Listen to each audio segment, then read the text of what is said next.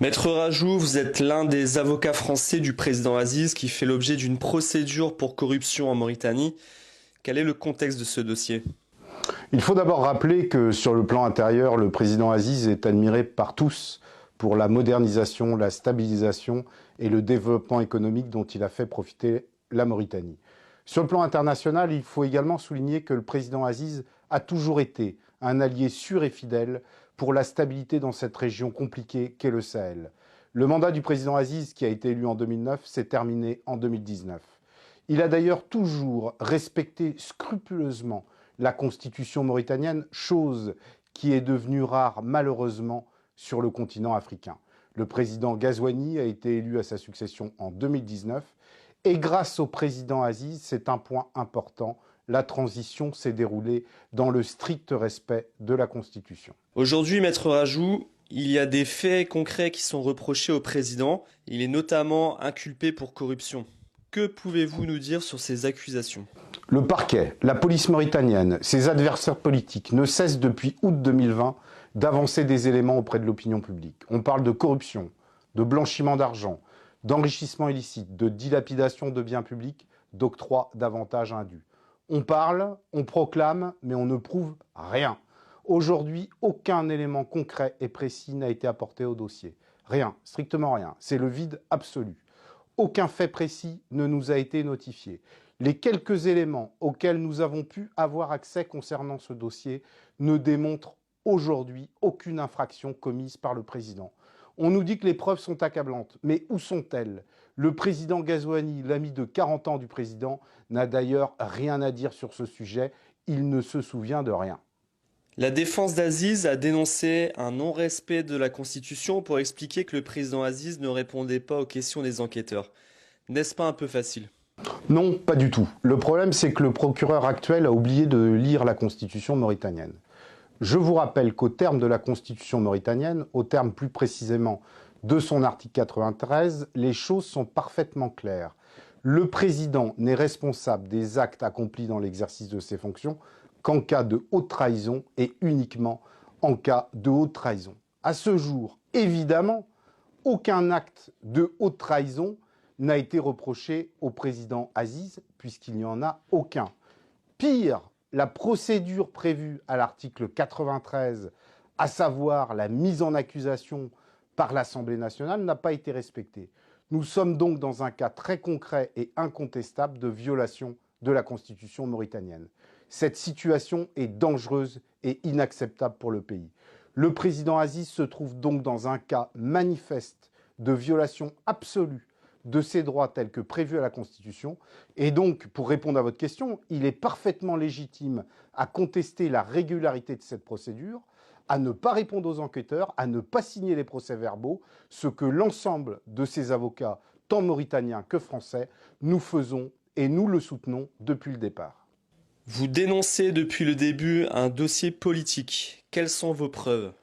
Il faut d'abord rappeler dans ce dossier que les accusations infondées contre l'ancien président Aziz ont commencé par la constitution d'une commission d'enquête au Parlement constituée uniquement d'opposants politiques. Il convient de rappeler également que cette commission n'est ni prévue ni encadrée par la constitution mauritanienne.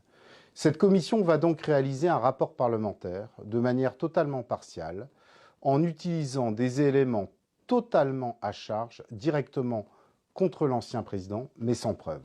C'est sur la base de cette commission politique qu'une justice aux ordres va ensuite s'en prendre au président Aziz. Nous constatons malheureusement et effectivement une instrumentalisation du pouvoir judiciaire, des pressions de toutes sortes dans ce dossier venant du pouvoir politique. Par exemple, quand dans une démocratie comme la Mauritanie, c'est le Premier ministre qui annonce avant la justice une inculpation, c'est ce qui s'est passé, c'est que quelque chose ne tourne pas rond. Autre exemple, le président Aziz et son entourage ont fait l'objet depuis le départ de nombreuses intimidations qui n'ont rien à voir avec le dossier. C'est proprement inacceptable et démontre le caractère politique de ce dossier. Quelle est la situation concrète de votre client aujourd'hui? Juridiquement, il est inculpé et privé de sa liberté. Mais surtout, alors qu'il n'y a aucune preuve, le président fait l'objet d'une privation radicale de ses droits les plus élémentaires. Il est victime d'une atteinte à la liberté de circulation pourtant protégée par l'article 10 de la Constitution mauritanienne et l'ensemble des textes fondamentaux de protection des droits de l'homme que la Mauritanie est censée respecter. Il a été sans cesse harcelé dans ses déplacements, alors que depuis le départ, il avait parfaitement respecté l'ensemble des convocations.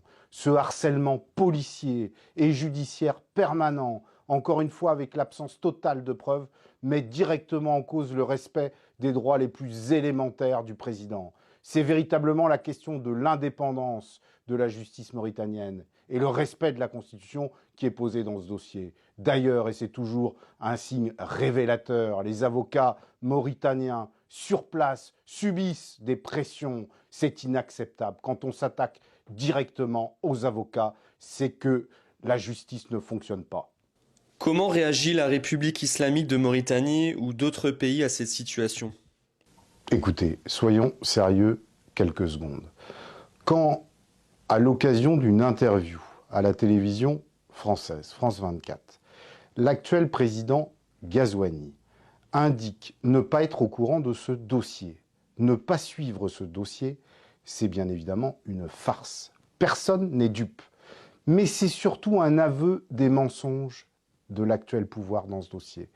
Comment imaginer une seconde que celui qui a été son second pendant 10 ans, son ami de 40 ans, ne se soit rendu compte de rien comme il le prétend?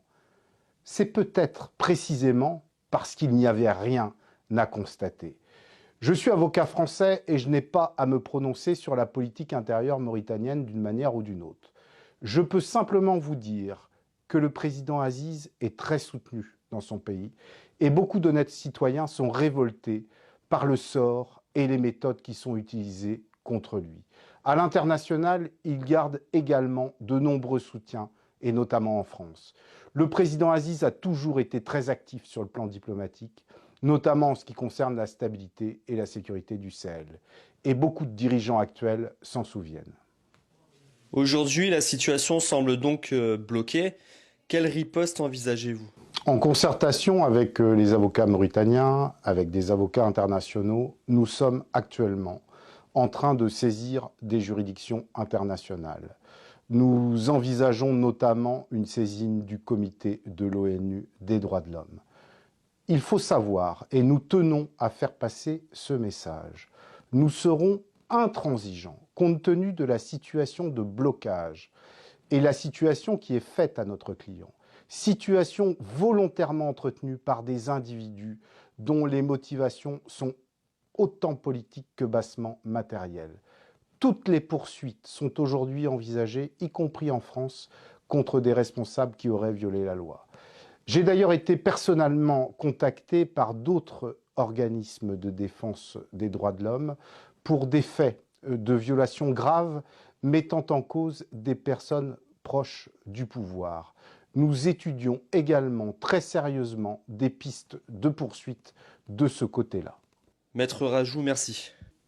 Merci.